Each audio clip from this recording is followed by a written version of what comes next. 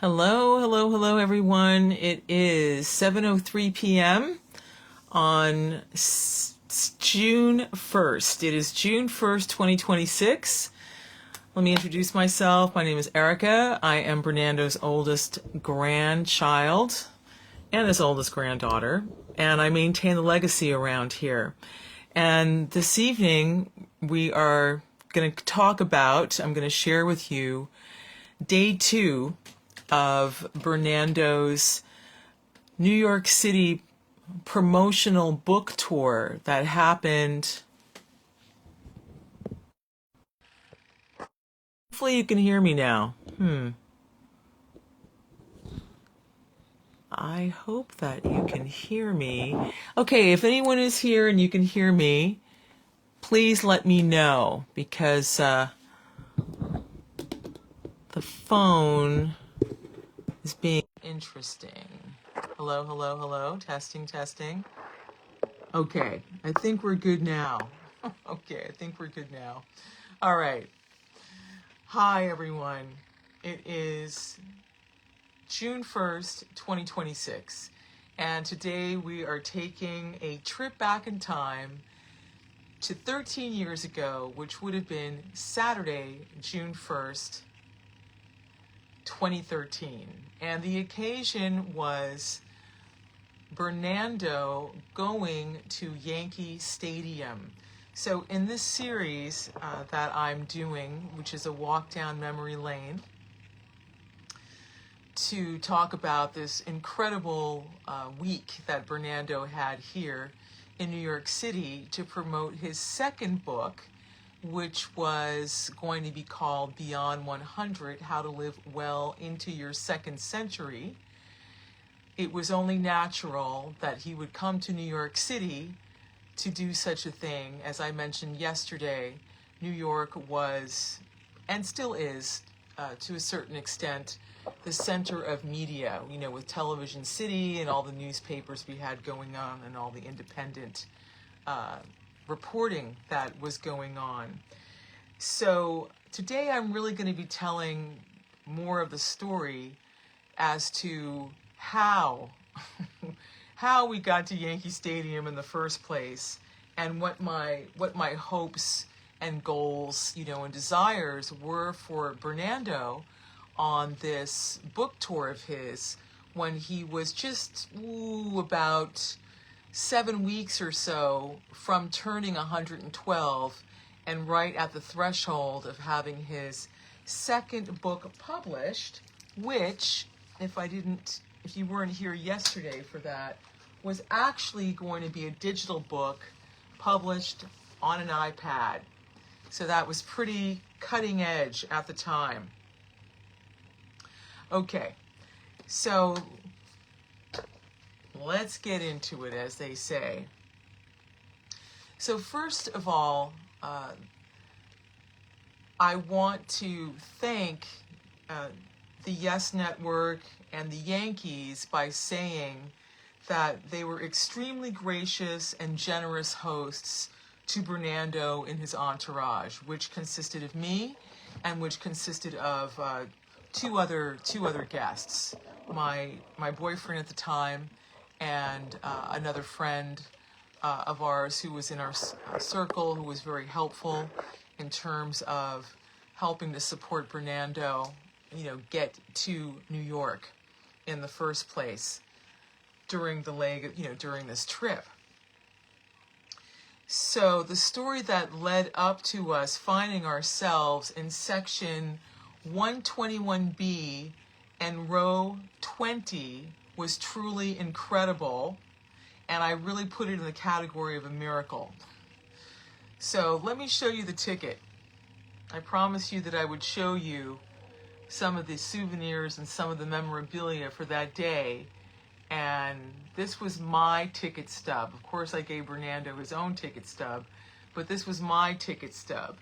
And if you look carefully here, I'm not sure if this is going to turn out backwards, but if you look carefully here, you can see that it says, printed on it, Bernando Lapallo. So this was something that the Yes organization did and does, just to make sure that, you know, no one tries to sell tickets or scam tickets. And it says clearly this is a comp, and, you know, the person who is holding the ticket is the only person who can use the ticket. But this is the souvenir of that day.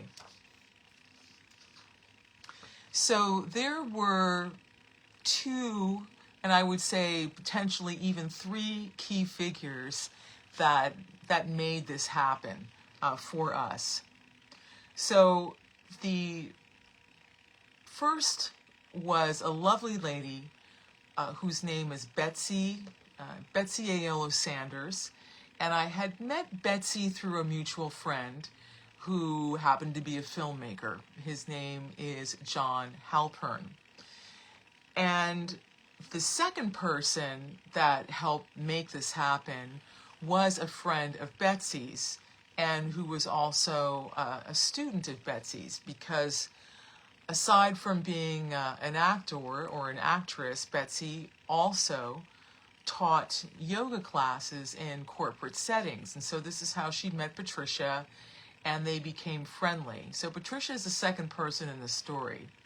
There's also another person who was in this story that served more as a motivation for me to not take no for an answer, to keep on going. So as I had mentioned in yesterday's, excuse me. I think I need a little water here. Okay, so I had a few goals for bringing him to New York. Number one, is that I wanted to get him some noteworthy press. You know, I wanted him to get an article, you know, in a respected newspaper or magazine. I wanted him perhaps to have some coverage, some television coverage as well. If you can do both things, that's ideal. So for all extent and purposes, I was really acting as a press secretary. The other thing that I wanted to do for Bernando is that I really wanted to get him to a Yankees game as a VIP, because Bernando was the oldest living Yankees fan. Bernando was a lifelong Yankees fan, and he had been going to Yankees games from the time that he was a boy with his father, Bernando LaPallo Sr., when the Yankees weren't even called the Yankees. The Yankees back in, the 1900s, they were known as the Highlanders. And they were known as the Highlanders because they were playing in a field, you know.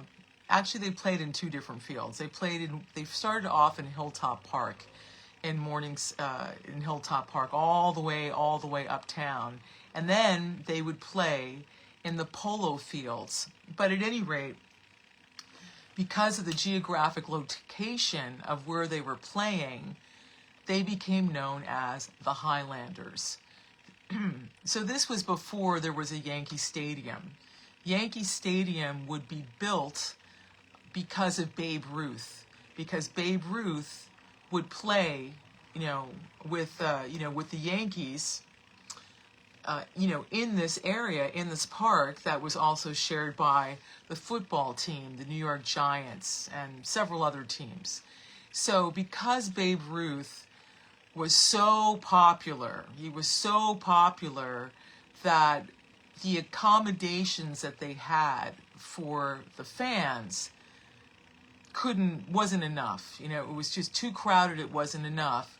So in 1923, the first Yankee Stadium was built, and as it was known around here, it was called the house that Ruth built, as in Babe Ruth, because he was so incredibly popular that, thousands and thousands and thousands of people were coming.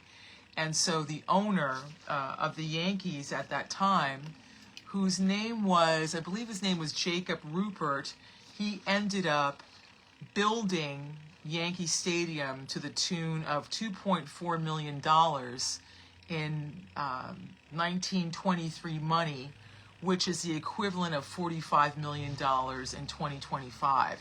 So that's just to give you an idea, of how popular the sport was and how popular Babe Ruth was and how popular the Yankees were. So I figured I had a pretty good press angle here. Number one, you had a 111-year-old man about to turn 112, so for all practical purposes, he was 112, going into his 112th year, who had just written his second book on health called Beyond 100, How to Live Well Until Your Second Century, whose hometown was New York City, and for a 1-2 punch, he was literally the oldest living Yankees fan that could remember Babe Ruth and could remember Lou Gehrig and could remember all these people. So that's what I was banking on. So these were the desires that I had for Bernando, because for me also, it was, a promotional trip, a business trip, but it was also a celebration of his birthday as well. Okay, so as I was sending out press releases and working the contacts that I knew and talking to everyone that I knew in my circle, I was running into a brick wall. I was just getting no's and no's and no's and no's and no. I just wasn't getting anything. I wasn't getting anything. And one of the people that I ended up speaking to in my circle just so happened to work with the Yes organization, with the Yankees, as an editor, because she was a film editor. So this was, a job. I think she would go in, a few times a week and do that job. But I thought, okay, this is great. Now I've got an in. Now I've got a contact, and perhaps through this person, I'll be able to get Bernando in. And it was like a brick wall, So she handed off the press release to whoever was the press agent there, and it just went nowhere. And I thought, wow, this is so strange. Of course, you have to understand that the Yes organization and the Yankees is just like, it's a huge, huge business operation, right, here. So on the one hand, sure, why would they pay attention? But on the other hand, as far as I was concerned, why wouldn't they pay attention? The story was like a dream come true for them. They're always looking for ways to, augment their story and their legend. But nothing happened. So as I was thinking about this, and as I was frankly praying on this, Betsy came to my mind. I said, you know what? Let me just call her, because I've got this feeling that perhaps she can help me. And so I explained to her the situation and how I wasn't getting anywhere. And we could both understand that time was running out. And she said, you know what? I'm going to put you in touch with my friend Pat, because, Pat knows someone in the baseball world, and she may be able to help you. I said, fantastic. So I had a conversation with Pat. I believe Pat was driving her car down a road somewhere in New Jersey when she was talking to me. And she was very open and very nice. And she said, Betsy told me, what was happening, what's going on, what do you need? And I said, well, my 111-year-old grandfather, Bernando LaPallo, who's the oldest living Yankees fan, is coming to New York City, and I really, really want to get him in to see a game, the game that's happening on June 1st, because he's going to be here right at that time to promote his book. And she said, well, you know what? She said, I actually know the president. I have like a connection to the president of the Anaheim Angels in California. So for some reason, because of her work, it seemed like she went out to the West Coast a lot. Somehow or another, she had this connection. She said, I can ask. And I said, wow, that would be fantastic. I said, because I'm not getting anywhere. And I really, I really need some help. She said, no problem. So she called and made the pitch and explained who Bernando was and that he'd literally been a lifelong fan for a century, literally a century, and could they offer him some tickets, to go to the game. So I remember the conversation that we had after that. She was like, well, I tried, and we were both kind of giddy about the whole thing, but I said, thanks a lot. I said, I just have a feeling this is going to work out. She said, well, I hope so. I hope so. I'll be rooting for you. I hope so, and I said, all right. I said, I'll keep you posted. So she had basically passed on my information, my name and my telephone number to whoever, was in charge. So I may be repeating myself here, but essentially what happened was the president of the Anaheim Angels called the Yankees, the Yes organization, because he was friends with a vice president of something over there and said, hey, listen, you got a 100-year-old Yankee fan coming to New York this weekend. Can you offer him some tickets? So, if you watched yesterday's video, meanwhile, at about 4:39 p.m., yours truly, as at Newark International Airport, that's Friday, May 31st, to pick up Bernando to whisk him off to his accommodations in Manhattan.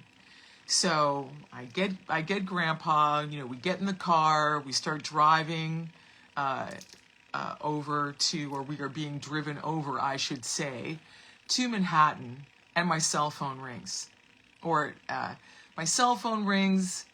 Actually, I think I missed the call. And there was a message.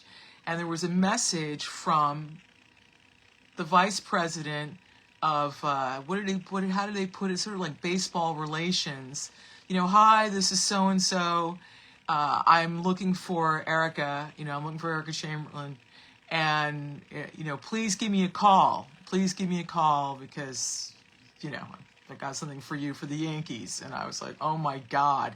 So when we're in the cab, on the way over to the hotel, I returned this gentleman's call. And I said, hello, I'm calling to speak to, so-and-so. I want to say his first name was Eric. I think actually we had the same first name, Eric and Erica, if memory serves. I could be wrong about that, but I could be right. Somewhere I have this written down somewhere, I think, in my notes, or I could probably just look it up online for 2013. And I said, yes, this is me. And I said, basically said, I heard you want to come to the game tomorrow. How many are in your party? And I said, well, there are 4 of us in our party. I said, there's my grandfather, Bernando, Apollo, myself, and then there are 2 friends of ours. So I named the friends. It was Raymond and it was Karoom, Henry. So he said, okay, fine. And he explained to me how the protocol worked and what gate we should come through and, all of that. And I said, thank you so much. Thank you so much. And wow, you've really made my day. You've really made our day here.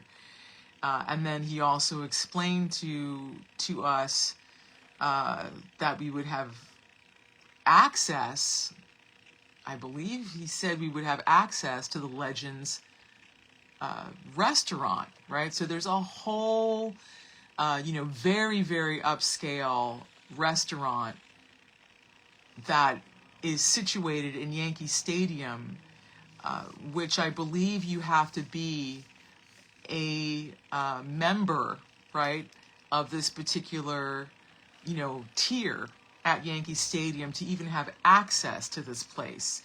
So he said, you're also going to have 4, we had special badges that will allow you to go in and out of the Legends restaurant, as you please. And I said, my goodness, thank you very much. So that was that. So, we're driving, and time goes on, and the phone rings again, and it's this gentleman again. And he said, Erica, what are you doing at 4 o'clock tomorrow afternoon? And I said, I don't know. What am I doing at 4 o'clock tomorrow afternoon? He said, good answer. He said, how would you like to come to batting practice tomorrow? You know, batting practice starts at 4 p.m. You know, the team comes out of the field and they warm up. And the other nice thing about batting practice is that a lot of times there's a lot of journalists there. I said, we will be there. Thank you so much. So he explained, you know, how to get in and all of that. And I think I had to call when we arrived. And that was that. Now, ladies and gentlemen, this whole situation turned out better than I ever could have expected. Because not only were we going to the Yankees game, not only was Bernando and the three of us who were in his entourage getting comp seats, not only were we getting fantastic comp seats. If you're watching this on Facebook, in the discussion thread, in the event, I just posted the seating chart. And in the seating chart, in a red marker, I have drawn a circle around the place where we were sitting, which was essentially pretty much right behind home plate, and then this access, you know, to the Legends restaurant. So there was that, and then there was the press. And not just any press, right? All the people that were there were national press. So we had, you know, MLB.com, MajorLeagueBaseball.com, and all of those things, you know, at Bernando's disposal, which turned out to be an amazing situation, because you have to remember, back in 2013, there was Derek Jeter, right? Derek Jeter was the captain. And we also had Girardi, and there was also Rivera, right? Rivera, who was essentially in his last year. He was going to retire in 2013. So that was that was the lead up. Okay, so the next day we leave our accommodations at the sanctuary and get in a cab to take the drive up to the Bronx, right? Because the Yankee Stadium is in the Bronx. And there was no way I was going to take my 111-year-old grandfather on the subway. So that's what we ended up doing. There was a little bit of a mishap, because our cab driver, for some reason, instead of just getting off at Yankee Stadium, decided to take a turn, and so we ended up going the long way around the barn and being, you know, later. We were not exactly on time. Actually, the VP of Relations called me and said, where are you? Like, where are you? And I said, I'm so sorry. I said, the driver, you know, decided to do a detour, and we are literally right now looking at Yankee Stadium and trying to find a way to get into the stadium. My deep and profuse apologies. I mean, oh my God, that was horrible. I felt horrible. But we arrived, and everything was all right. And the VP of Baseball Relations was extremely gracious. So just to recap, this is what we enjoyed. So we enjoyed batting practice on the field with the players, with Jeter, Girardi, and Rivera present.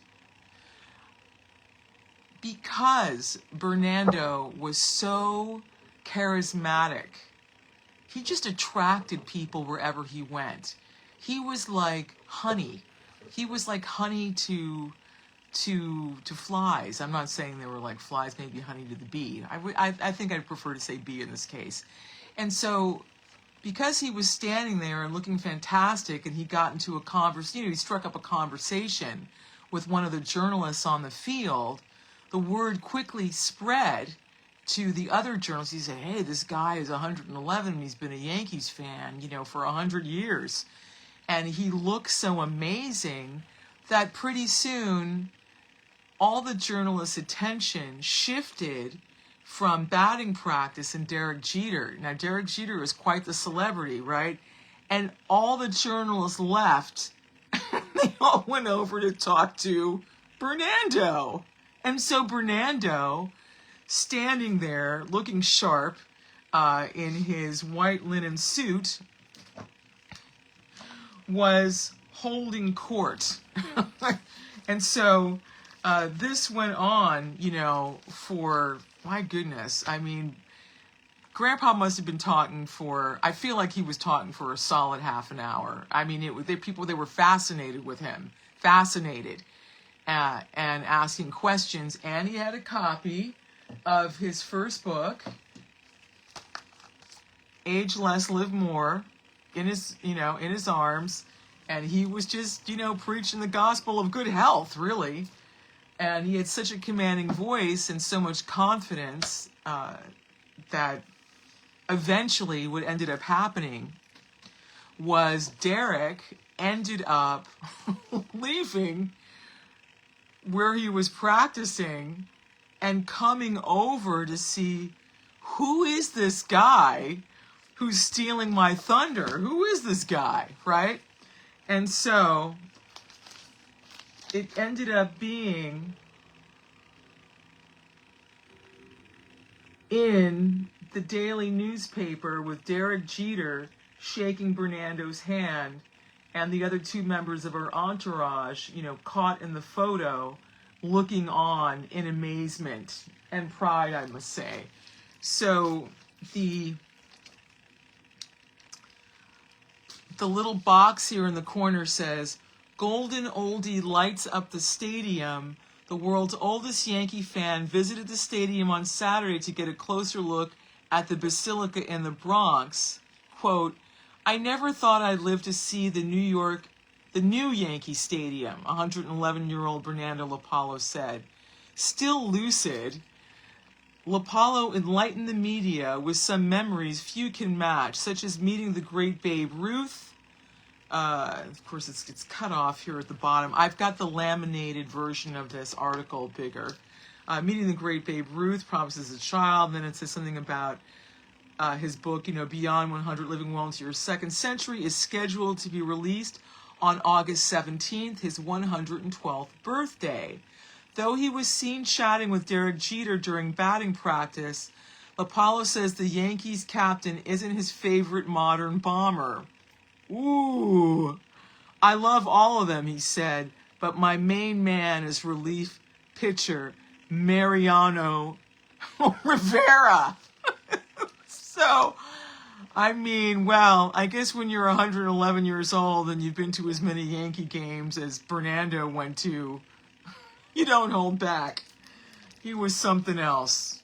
I want to say that, Derek Jeter, to his credit, was so gracious, and look at that. Look at his wonderful expression there.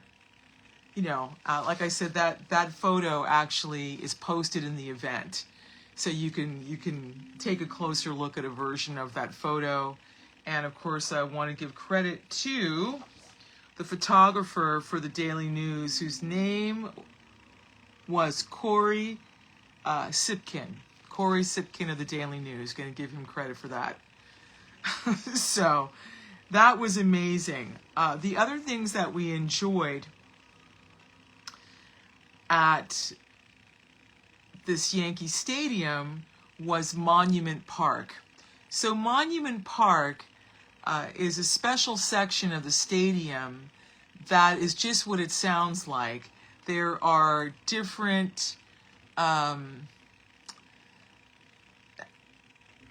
well, first of all, let me say that the material that Monument Park was made out of is made out of blue pearl granite from Finland. This wasn't the first Monument Park. Of course, the first Monument Park was in the original Yankee Stadium that stood for 85 years before it was demolished and then this one was rebuilt, and they saved a portion of it, and they kept where the original Yankee Stadium was and call it Heritage Field, and they kept part of the original stadium, you know, and embedded it in the new stadium. But needless to say, you know, there are different players that have been honored. So in the new Yankee Stadium, we were privileged. Bernando was privileged, and I was privileged, and we were all privileged as his entourage to go with him to not only get a tour of the interior of the stadium with the Vice President of Baseball Relations and a couple of other really nice people that accompanied us, which is making me remember now, the VP said, "Does he need a wheelchair?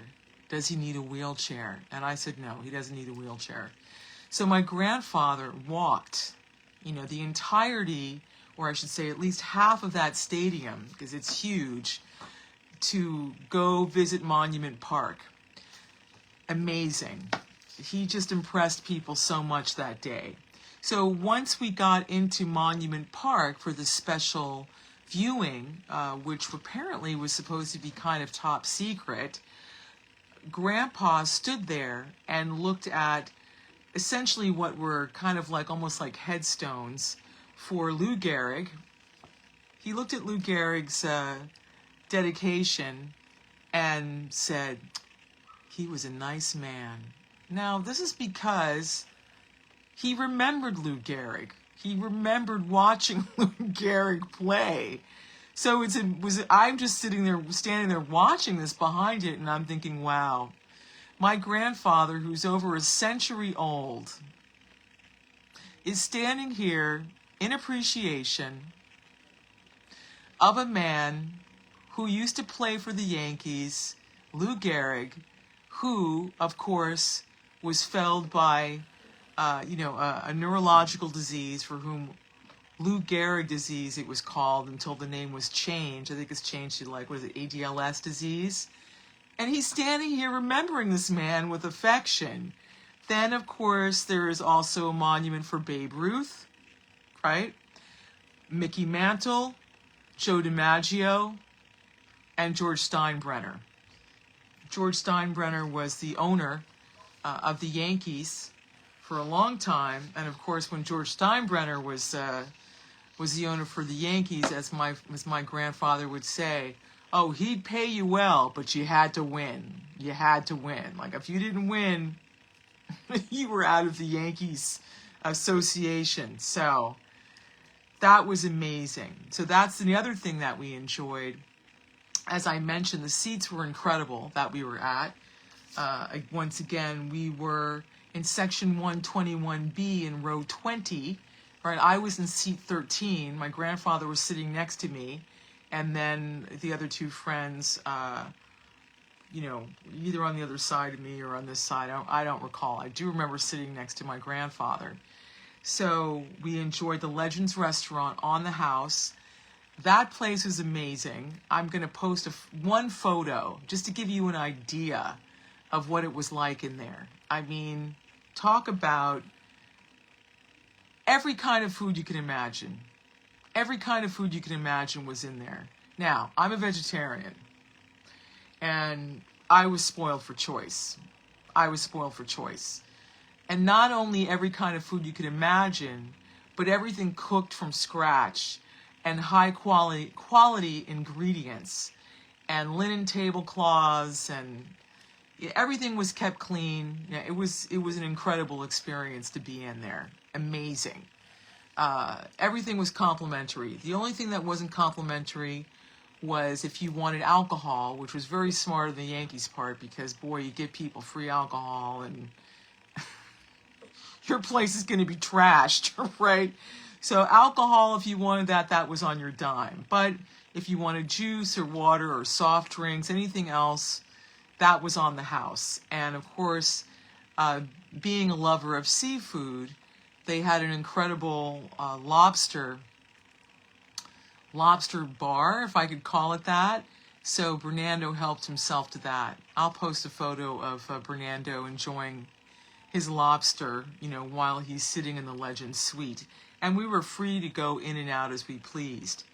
The other thing that happened was that Bernando enjoyed not one, but 2 TV interviews while he was still at the stadium.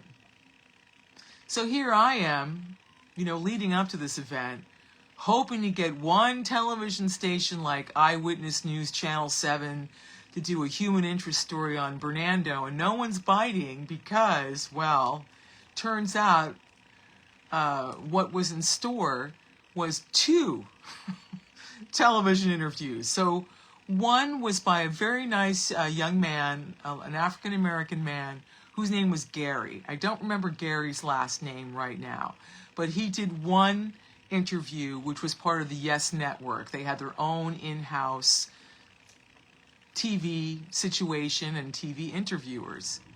The second interview was done by a gentleman named Ken Rosenthal, who was for MLB on Fox.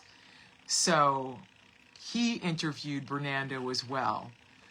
Somewhere in my archives, I believe I have a CD or a DVD of that interview. I was trying to find it on YouTube today. It has been 13 years, so it could be buried somewhere in there, in the algorithm. So if anyone can find the interview of Bernando Lapallo on YouTube with Ken Rosenthal, I'd be most thrilled. And, you could post it in here, or you could send it to me as a direct message if you're here on Facebook with us. If you're watching on YouTube, then you can just post it in the comments. And if that weren't enough, the other things that we enjoyed was they have a marquee. They've got an electronic marquee in the baseball stadium, which we were directly facing. Of course, I think they have more than one. I think they have like at least 3, so all the fans, can see it. And what did they do? But they did, a happy birthday Bernando Lapallo on the marquee, saying that he was like 111 years old on there. That was amazing. And then somehow or another, trying to remember how they did this exactly, they essentially let all the fans in the stadium know that he was an author and, put up his website. agelesslivemorestore.com put up his website. So this was like incredible in-house free advertising that he was getting while we were there. And I think they might have even moved the camera over, to kind of spotlight him during the game. Absolutely incredible. I'm so grateful to them to this day that they treated Bernando like a king. It really, truly was one of the best experiences I've ever had in my life. The level of professionalism, the level of care, the courtesy, the quality, the access was incredible. Now, as if that weren't enough, after we leave, and we go home, it was a very exciting day. The game started at 7 p.m. in the evening, and, we stayed until the end. Grandpa was not happy about the way the game turned out because, of course, he was a Yankees fan. And the Yankees were playing the Red Sox that day. And if you're a baseball fan, if you're a Yankees fan, the whole, the curse of the Bambino, right, which was Babe Ruth. And, for a long time, the Red Sox could never beat the Yankees. We always beat the Red Sox, right? And it was called the curse of the Bambino, and it had something to do with, Babe Ruth coming to play for the Yankees instead of staying in Boston. But that's not how it turned out. So, as we were leaving the batting practice on the field, one of the reporters came up to me and he whispered in my ear and he said, just so you know, this is going to be all over MLB.com tomorrow. Which, basically, he was telling me not only was it going to be on MLB.com on Sunday, June 2nd, but that basically meant that papers all over the country were going to pick up on this story about Bernando being there, and that was going to be the main story. So I told Bernando, I said, listen, I know you're mad as a Yankees fan that they lost to the Red Sox.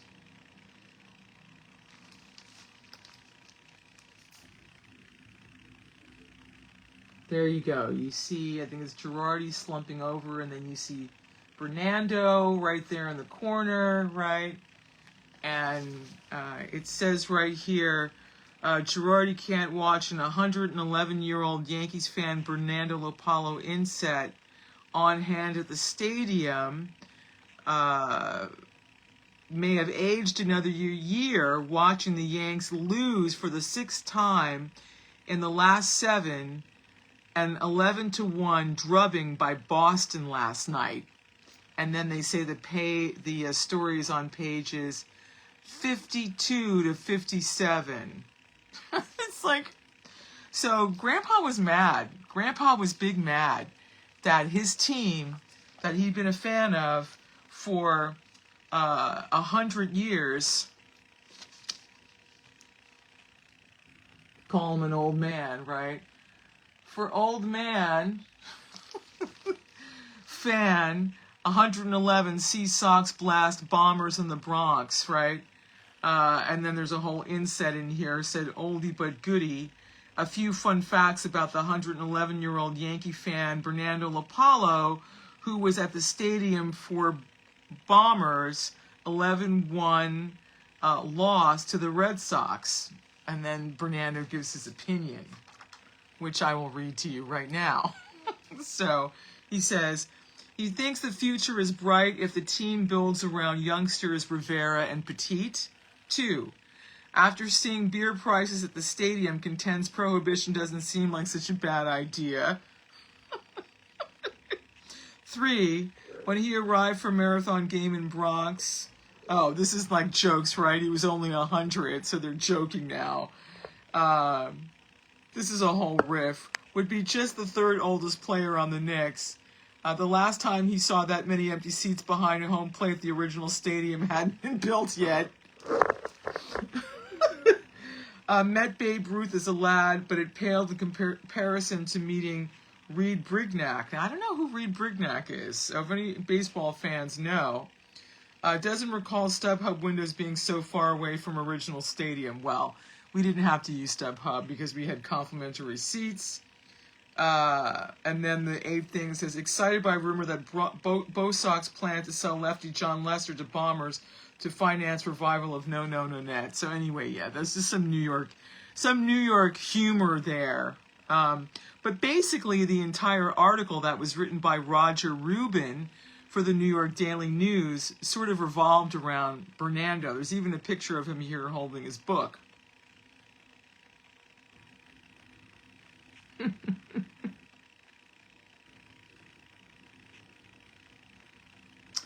Wow. So, this is amazing. Okay. So, what ended up happening was, since I got the tip off, right, the next morning, I got up early, and I went out looking for newsstands when we still had newsstands in New York. I went out looking for a newsstand to try and buy as many New York daily newspapers as I could find within reason. As I went to one stand that was near the hotel, and they only had like 1 copy. And I was like, what the heck? So I walked for several blocks until I found another newsstand, and I bought about 4 or 5 more copies. So I figured half a dozen copies was good. I was going to give, obviously, 1 to Grandpa, actually give him a couple to take home. I was going to keep 1 to put in a scrapbook. I kept another 1 to get laminated, right? And then I kept a couple of others. I think I sent one to his daughter, 1 to my mother. I might have sent 1 to my brother, that type of thing, kind of spread the joy. And when I got back to where we were staying in the Vishnu Loft at 73 East 3rd Street, I was like, Grandpa, you look, you're all over the paper. I said, see, it was good that the Red Sox beat the Yankees because you became the center of the story.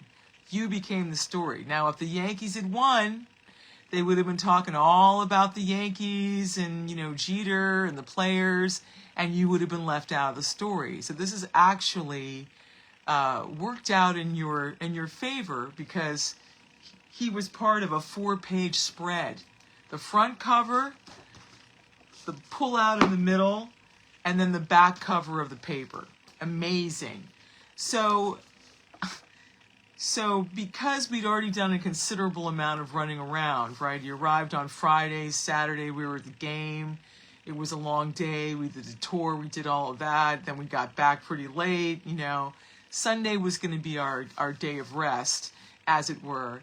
And he was just laying down, in his bedroom. And I kept hearing him say, I can't believe how God has blessed me. I can't believe how God has blessed me. He was so tickled.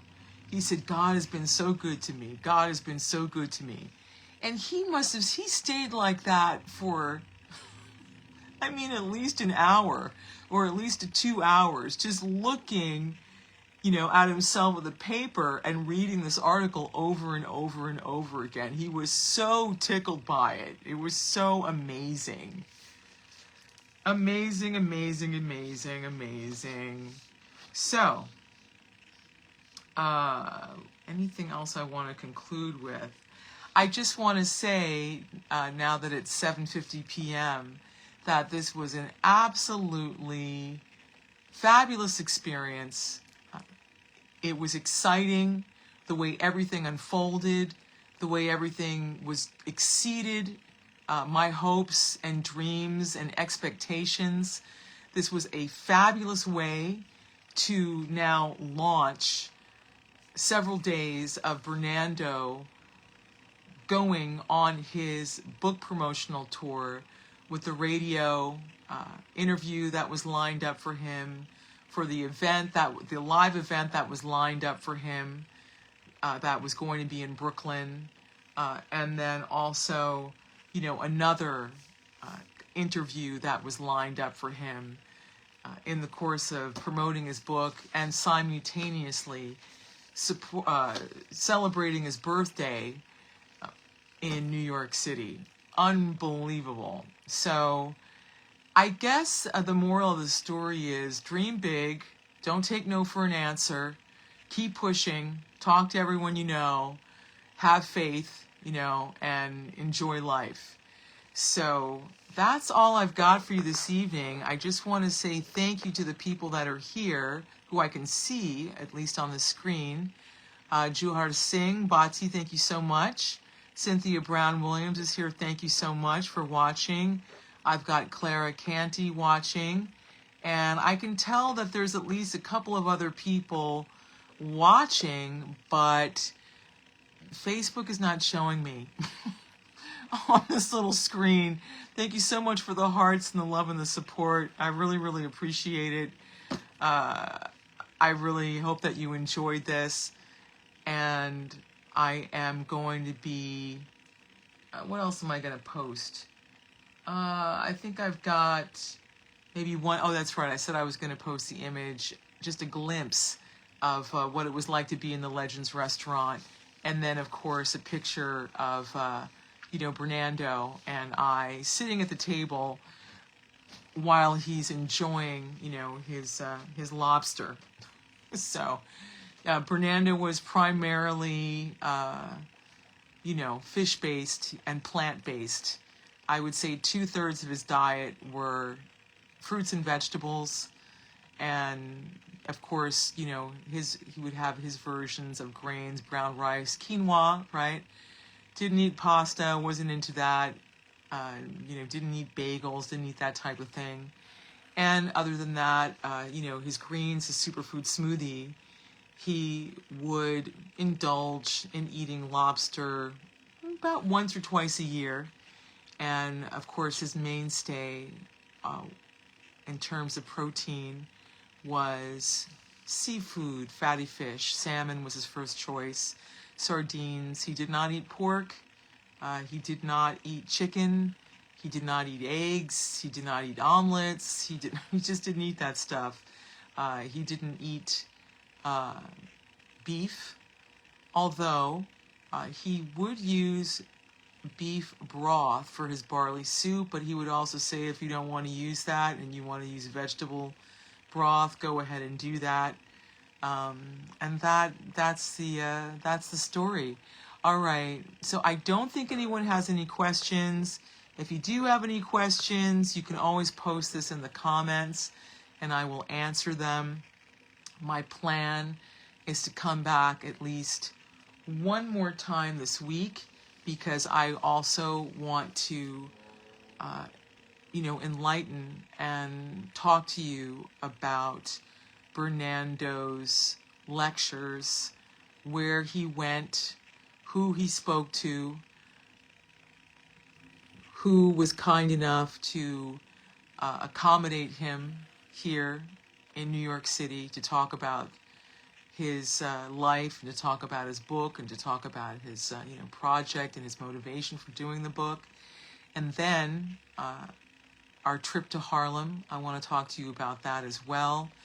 His visitation to the Schomburg Library for Research in Black Culture, started by Arturo Schomburg. He wanted to go there.